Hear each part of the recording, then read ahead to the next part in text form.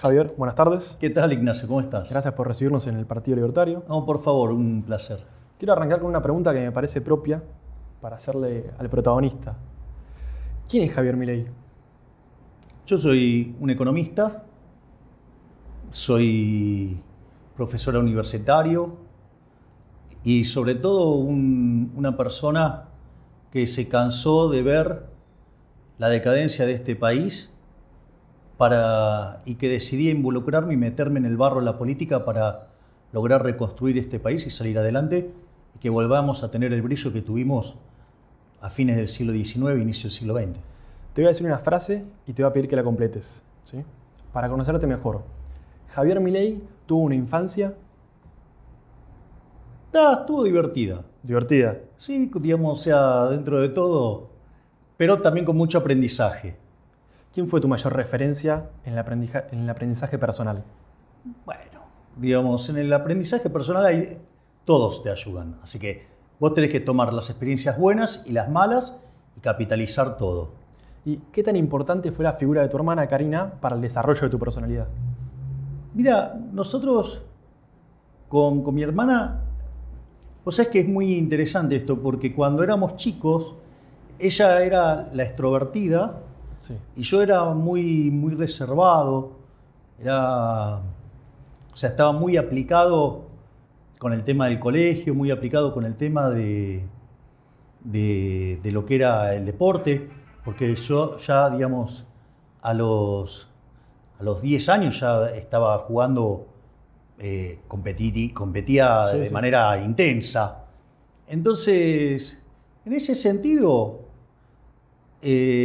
nosotros éramos bastante distintos a como somos ahora, porque ella hoy es muy introvertida y yo claramente no soy introvertido. Diría que tengo momentos de mucho histrionismo. ¿Y qué rol ocupa hoy en tu vida? Ocupa un rol fundamental, de hecho es quien se encarga de llevar adelante todos los temas de la campaña. Esa es la que está arriba de todo en el organigrama. Sí. ¿Por qué decidiste estudiar economía? Mira, decidí estudiar economía por las razones incorrectas y me apasioné por las razones correctas. Ok. O sea, decidí estudiar economía cuando fue la crisis de la tablita cambiaria. Sí. Yo tendría 10, 11 años cuando fue eso. Y básicamente yo lo que veía es que como consecuencia del despiole que había con la inflación, con el tipo de cambio, y había gente que de repente de que le iba bien pasó a estar mal, y gente que de repente estaba mal y de repente se recuperó.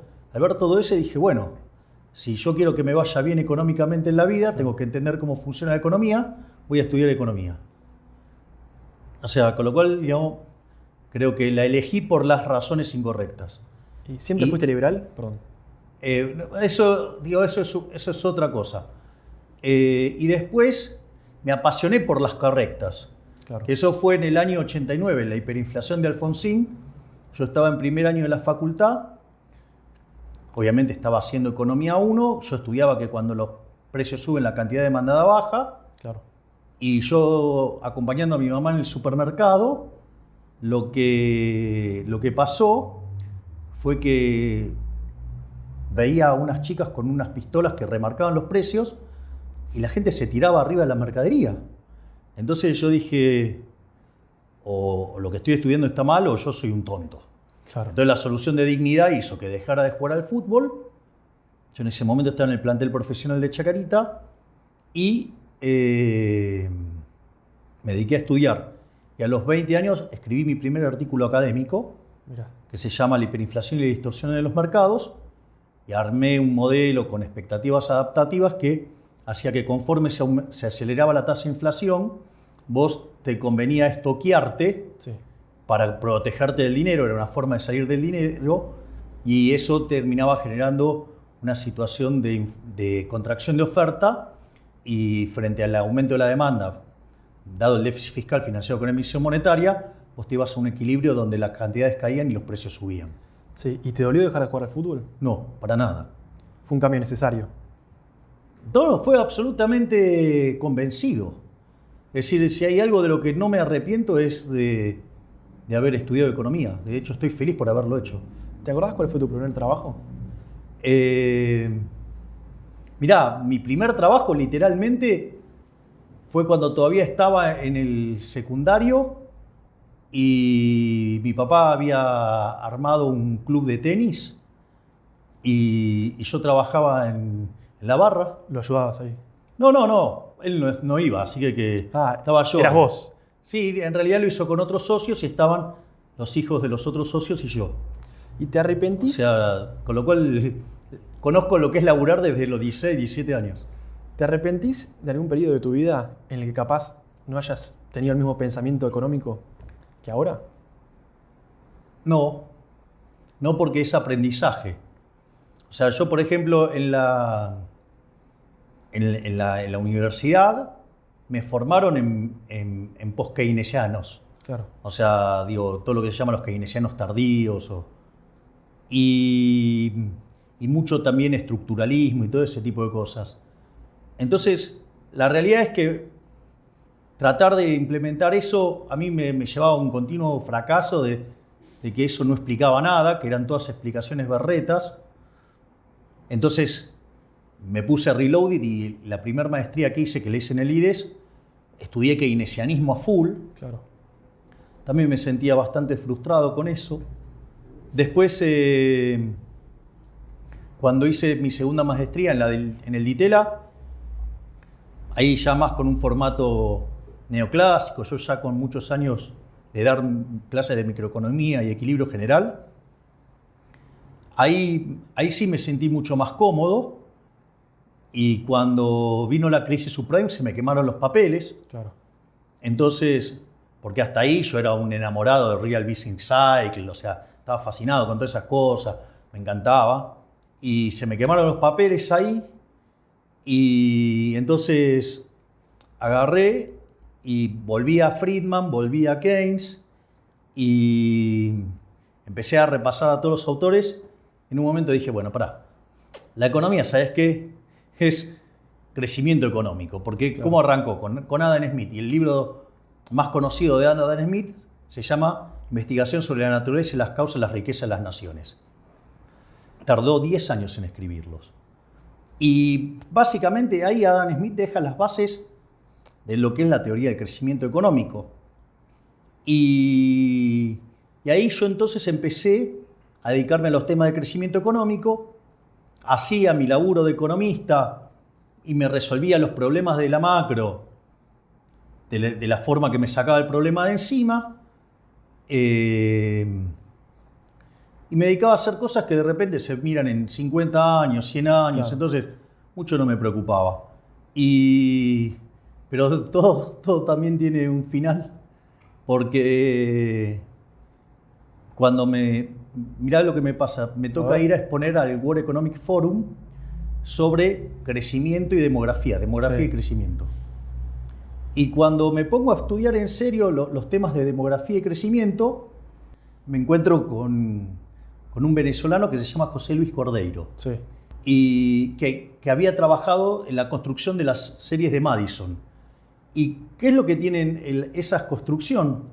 Que vos mirás que el crecimiento, si mirás la historia del PBI per cápita del mundo, hace lo que se llama un palo de hockey. Sí. Entonces, y el problema es que la contracara de eso, en la teoría económica, son los rendimientos crecientes. Eso es considerado para la teoría neoclásica un fallo de mercado. Es decir, quiere decir que hay estructuras concentradas. Y a mí había algo que me llamaba la atención, porque ¿cómo podía ser que para la teoría económica los monopolios fueran malos y cuando el mundo arrancó con el capitalismo, la pobreza extrema era del 95% con una población de menos de 1.000 millones de habitantes y cuando vos mirás, no sé, en el año 2000 tenías 6.250 millones de seres humanos en el planeta y la pobreza extrema había caído, no sé, al 15%. Sí. Es decir, pero pará, ¿cómo es esto? O sea, no hay algo que no funciona. ¿Cómo algo que sacó tanta gente de la pobreza puede ser malo?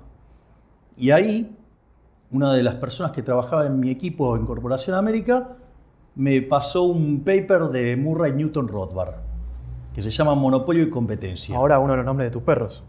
Sí, sí, de hecho, salvo Conan, que es el primero, todos los demás tienen nombre de economistas. De hecho, Murray se llama Murray por Murray Rothbard. Digamos, después está Milton, que es por Milton Friedman, Robert, que es por Robert Lucas, y Lucas por Robert Lucas también. Claro. ¿Y cómo es? ¿Leíste el paper? Sí, y eso me cambió la vida. Y ahí definiste, perdón, que la que la inflación era únicamente monetaria. No. Eso yo ya lo traía ya desde hacía rato, cuando ya te diría que ese problema ya lo tenía claro, ya pasado el año 2000 lo tenía hiperclarísimo.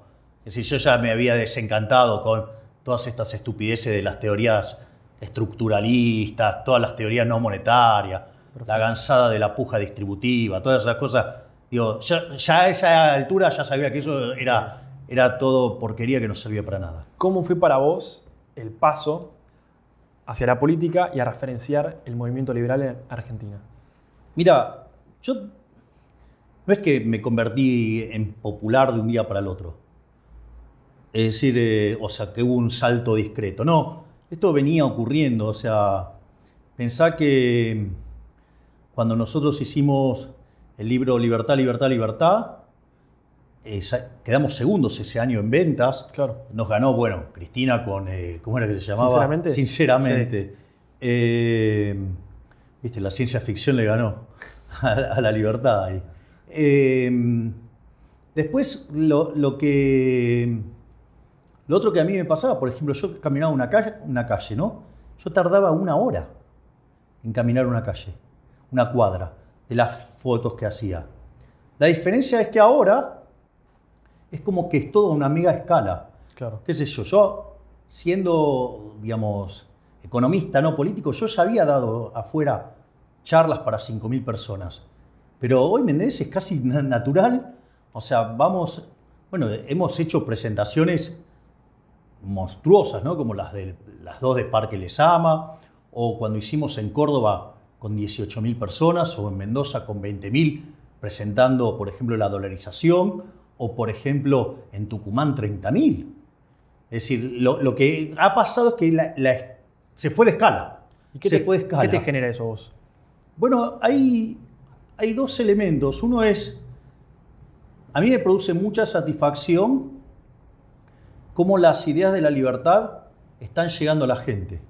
Eso a mí me parece una cosa maravillosa. Hay una anécdota que cuenta el queridísimo Berti Venegas Lynch, el hijo del prócer, sí, o sea, Alberto Venegas Lynch hijo, y dice, cuando yo estaba haciendo la obra de teatro El Consultorio de Milei, sí, que era una charla de economía con humor, y lo recuerdo a Diego Zucalesca haciendo el paciente atribulado, sí, a Claudio Rico que hacía las imitaciones, mi hermana que hacía de mi asistente, que dicho sea de paso, había fotos de mis hijitos de 4 patas, o sea, de Conan, de Murray, Milton, Robert y Lucas, que estaban con fotos de Mises, con fotos de Rothbard, con fotos de Adam Smith.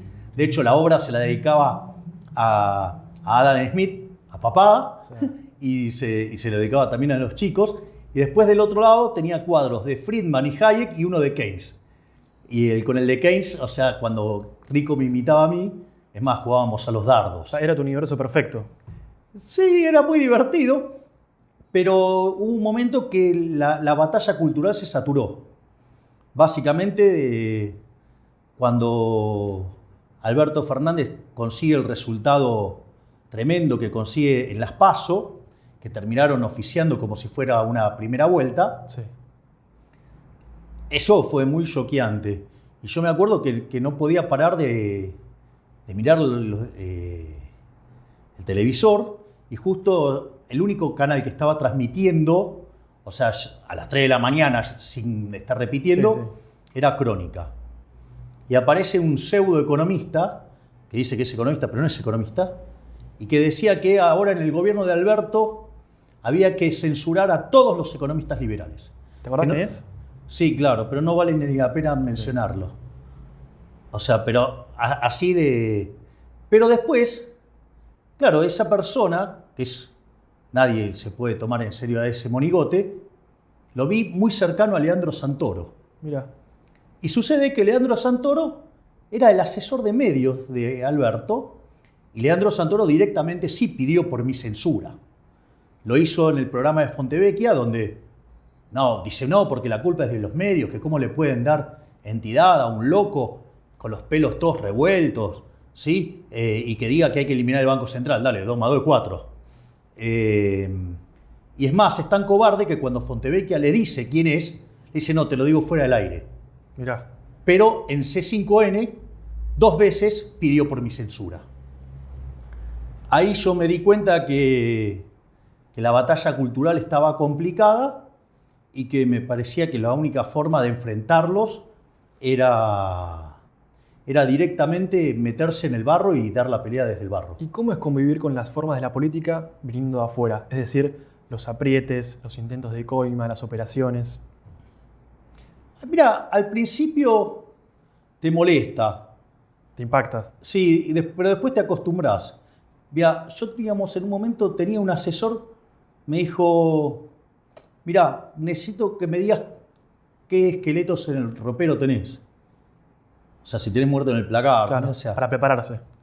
y le digo, no tengo ninguno. Me dice, igual te los voy a buscar. Entonces estuvo 2 meses y entonces me dice, mira, terminamos la investigación. Ah, bueno, qué bueno. ¿Y? No encontramos nada. Ah, qué bueno. Bueno, eso es lo malo. Te lo van a inventar. Así es que el tema es ese. O sea, tengo claro que me van a inventar cualquier cosa y cuanto más alto estemos en los números, son capaces de decir cualquier cosa.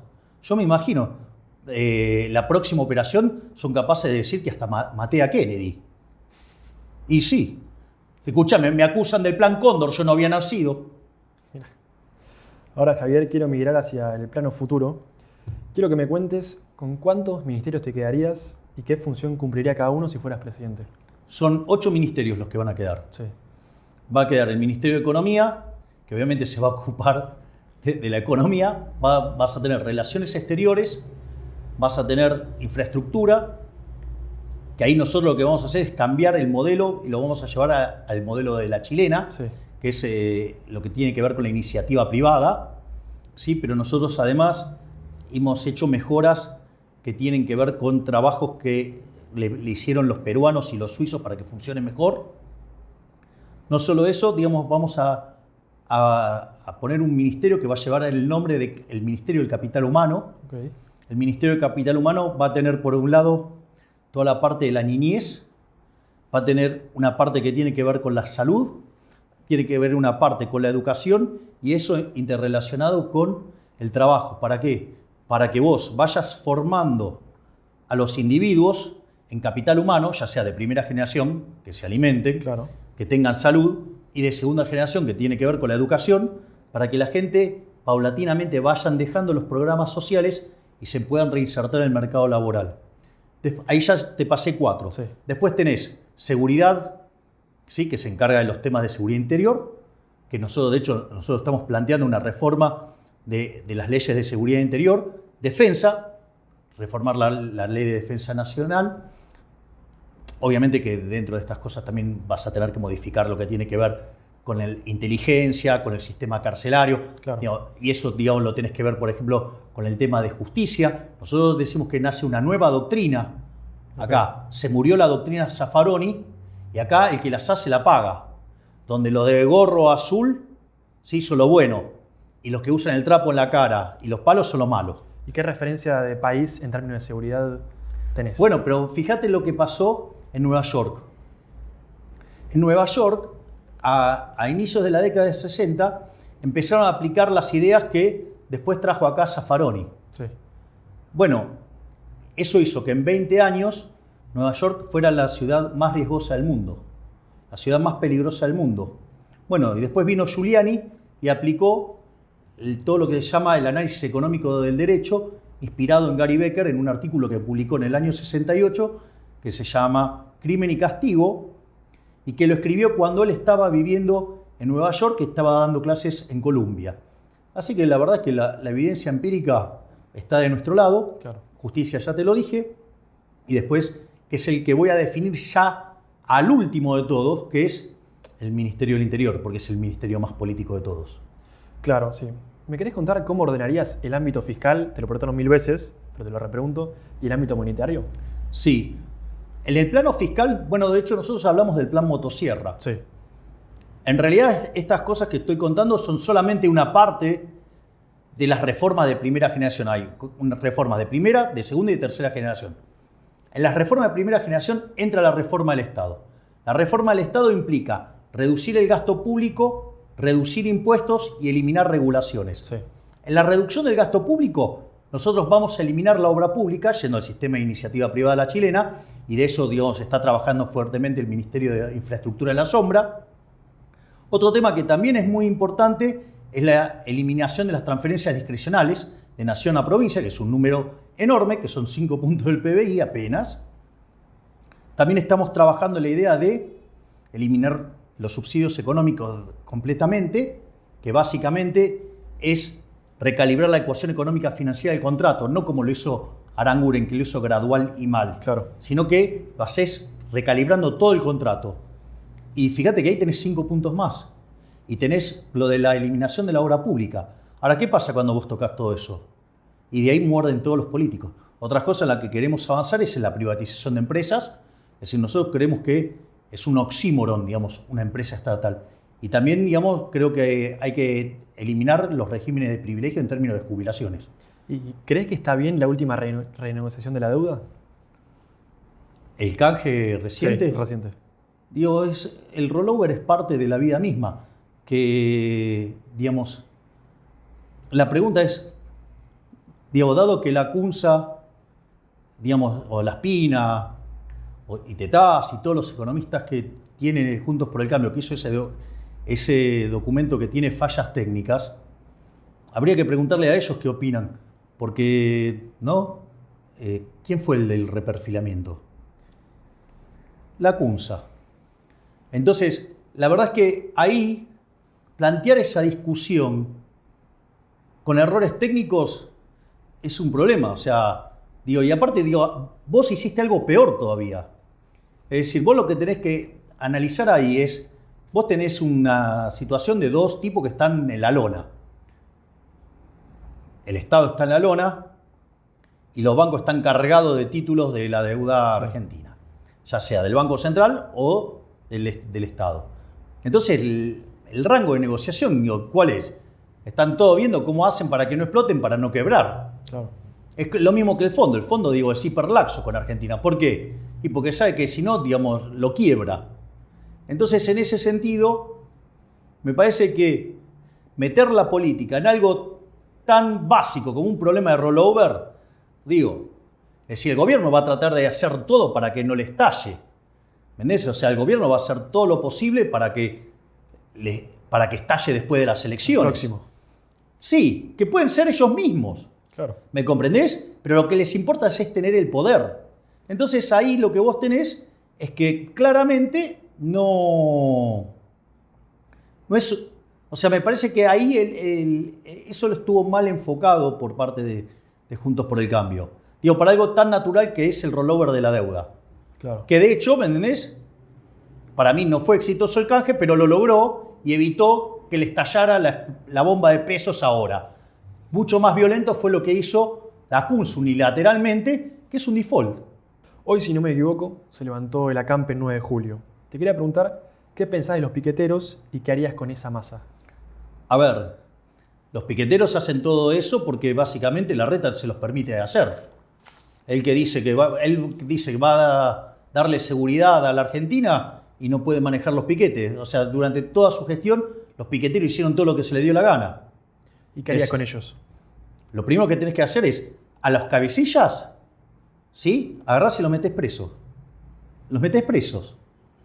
Además, le sacás el gerenciamiento, que dejen de ser los gerentes de la pobreza, y se los das a tipos que tienen el acceso directo, Claro. que son los intendentes. Si el intendente, lo que no se dan cuenta es que el intendente te está pateando la calle todo el tiempo. Si se hace el loco, lo van a buscar. Entonces, es otra forma de hacer política Y obviamente que vos después le podés pedir contraprestaciones y los tenés forma de auditar. A estos tipos le estás dando guita para romper el sistema democrático. Dale. Claro.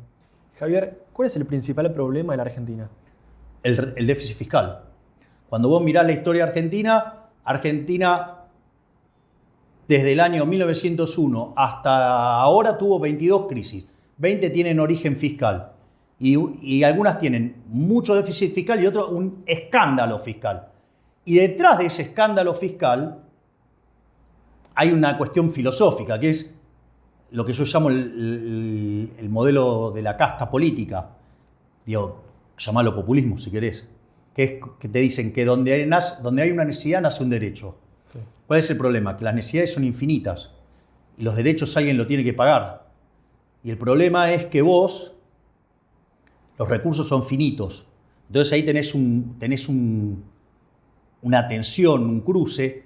La economía y el libre mercado lo resuelve vía el sistema de precio y propiedad privada. Ahora, división del trabajo, ¿me comprendés? Sí, sí, sí. Ahora, en el caso de los políticos eso no les gusta. A ellos no les gusta la mano invisible del mercado, les gusta la garra del Estado, la garra violenta y ladrona del Estado. Entonces, ¿qué es lo que pasa? Eso se manifiesta en déficit fiscal. Entonces, ¿qué es lo primero que hacen los políticos chorros? Se financian con deuda, es decir, le tiran el problema a las generaciones futuras. Es decir, le hacen pagar la cuenta a nuestros hijos, a nuestros nietos y a gente que no nació. Una inmoralidad. Pero Argentina, claro, como nunca arregla las cosas, entonces, ¿qué es lo que pasa? Es el máximo defaulteador serial de la historia moderna. Sí. Si vos mirás el caso de una vez que no se pueden endeudar más, ¿qué hacen? Emiten dinero. Cuando emiten dinero, genera inflación. Le sacamos 13,0 a la moneda, ya le podríamos haber sacado 2, vamos camino a sacarle 3. Por lo tanto, más, ¿no? Entonces, y cuando ya no les queda más remedio, ¿qué hacen? Suben los impuestos. Y en este modelo, vos arrancaste siendo el país más rico del mundo a inicio del siglo XX y hoy somos 140 al tipo de cambio paralelo. Y tenemos 45% de pobres, 10% de indigentes, y la verdad que si seguimos así vamos a ser la villa miseria más grande del mundo. Y todavía no terminé con la parte monetaria, Okay. que es una reforma del sistema financiero y que a la postre nos permite eliminar el Banco Central. O sea, todo lo tratan de una locura, pero ahí la discusión de eliminar el Banco Central tiene 3 aristas. Tiene una arista moral, una arista técnica y una arista política. La arista moral es, ¿vos estás a favor del robo? Claro. Entonces, cuando vos entendés que el Banco Central es un mecanismo de estafa por el cual los políticos le roban a la gente, imprimiendo dinero para financiar el déficit, ahí tenés un tema moral. Obviamente parece que a muchos políticos les parece bien robarle a la gente. En mi caso, no. Después hay una discusión técnica si es posible hacerlo o no. Ahí están los trabajos de Emilio Campo, están los trabajos que nosotros hicimos en nuestro equipo, y la verdad es que sí se puede hacer. Es más, te lo voy a poner de una manera hasta violenta a los ojos de la gente de bien. Si vos tomás al tipo de cambio paralelo, la sumatoria de la base más las LELIQs puede andar en el orden de los 35.000 millones de dólares. Ahora, la basura de los políticos están dispuestos a aprobar un presupuesto con ese déficit para seguir con la joda de la política, pero no, por ejemplo, tomar esa deuda para terminar de una vez por todas con el problema de la inflación. Te das cuenta que ahí es donde aparece el problema moral y ahí aparece el problema político. El problema no es un problema técnico, es un problema que los políticos no quieren dejar de robar. Javier. De hecho, fíjate esto, este gobierno de delincuentes le robó a los argentinos en sus 3 primeros años 16 puntos del PBI, algo así como 5.3 del PBI por año. Es decir, entre 25.000 y 30.000 millones de dólares por año nos roban con la inflación. ¿Alguien puede estar de acuerdo con eso? Yo no, pero el resto de la casta política y los economistas chantas, burros, que defienden esta estafa, bueno, digamos, que Dios y la patria se los demande. Javier, ¿qué es el peronismo y qué le hizo a la Argentina? El peronismo es la respuesta de la implementación de un sistema fascista en la década del 30. De hecho, Perón fue parte de ese mismo golpe. Y frente a ese régimen fascista que se impuso, el peronismo nació como una respuesta a esa locura. Y el problema es que cuando el peronismo llegó, en lugar de agarrar y volver a la economía de mercado, previo que fuera contaminada por los radicales a partir de Irigoyen, inventó, no sé, algo así como el helado caliente, ¿no? o el círculo cuadrado, y inventó, digamos, en lugar de ser el fascismo de dos patas, un acuerdo entre los empresarios chorros, prebendarios, y los políticos ladrones. Bueno, sumó una pata más y armó el fascismo de tres patas. A la luz de los hechos fue un fracaso. Sí, y ahora avanzamos en el tiempo. Imagínate que no sé quién es Cristina Kirchner. ¿Cómo me la presentarías? La chorra. ¿Crees que fue lo peor que le pasó al país? Sí, porque el peronismo hizo mucho daño en esta construcción del fascismo de tres patas, con muchísimos excesos. Y el kirchnerismo vino y los perfeccionó. ¿Cómo considerás que cierra su mandato Alberto Fernández? La verdad que es un gobierno deplorable. O sea, con lo cual está cabeza a cabeza con el impresentable de Alfonsín. ¿Qué representa para vos la figura de Mauricio Macri? Alguien que lo intentó y no pudo porque estaba rodeado de impresentables como son los radicales, la coalición cívica y las palomitas del PRO. Te voy a nombrar dos personas y quiero que me digas lo primero que se te viene a la cabeza de ambos. Patricia Bullrich y Horacio Rodríguez Larreta. Patricia Bullrich es una persona que a mí nunca me mintió. Y Larreta es el ser más siniestro que existe en la política. ¿Arreglarías con Patricia si rompen juntos? Yo una de las cosas que dije es que si quieren la confluencia de sectores duros y que tenemos una visión alineada con las ideas de la libertad, yo no tengo problema. O sea, lo que yo no me puedo mezclar es con los eternos perdedores y decadentes de los radichetongos, la coalición cívica y digamos, las palomitas. Porque en realidad no son muy distintos al kirchnerismo. Son bastante parecidos. Lo que pasa son iguales, pero piensan igual. Pero la diferencia es que tienen buenos modales y son mucho más cobardes. A ver, vamos a ponerlo en estos términos. Cuando este gobierno de impresentables manda a controlar los precios con la patota sindical, la crítica de Juntos por el Cambio fue que no tenían que hacerlo de esa manera, que tendrían que mandar la fuerza de seguridad. Claro. No, o sea, estás violentando el derecho de propiedad. Uno lo haces con mecanismos ilegales y el otro, en realidad, es un mecanismo legal, pero es ilegítimo. ¿Me entendés? Que sienten el mismo desprecio por el sistema capitalista. ¿O acaso de quién fue la ley de góndola? De la señora Carrió, a instancias de su niño mimado, Prat Guy, el campeón del gradualismo que le rompió el gobierno a Macri. Javier, ahora para cerrar te voy a hacer 3 preguntas, más que nada en un plano personal. Imagínate que perdés las elecciones. ¿Qué harías? ¿Seguirías con la política o das un paso al costado? No, es que yo creo que, a ver, si nosotros en las elecciones no nos tocara llegar a la presidencia, nosotros vamos a tener un bloque de diputados muy importantes. A mí me quedan todavía 2 años más Claro. de mandato como diputado, lo cual lo voy a cumplir. Y una vez que, digamos, se da esa situación, si mi tiempo en la política se terminó, me voy. ¿Cuál es el problema? O sea, y yo lo dije, cuando mi tiempo en la política se termine, me voy a dedicar a estar con mis hijitos de 4 patas, a seguir viviendo de dar charlas, conferencias, ¿me entendés? Y a estudiar la Torá. Listo, basta. ¿Cuál es el problema? ¿Qué tiene que pasar para que Javier Milei esté realizado? Yo soy una persona que vivo consistente con mis preferencias. Yo me podría morir mañana y no tendría nada de que arrepentirme porque vivo consistentemente conmigo mismo. ¿Sos feliz? Absolutamente. De hecho, el protector de pantalla de mi computadora dice ANTF, la alegría no tiene fin. Muchas gracias, Javier. Gracias, Ignacio.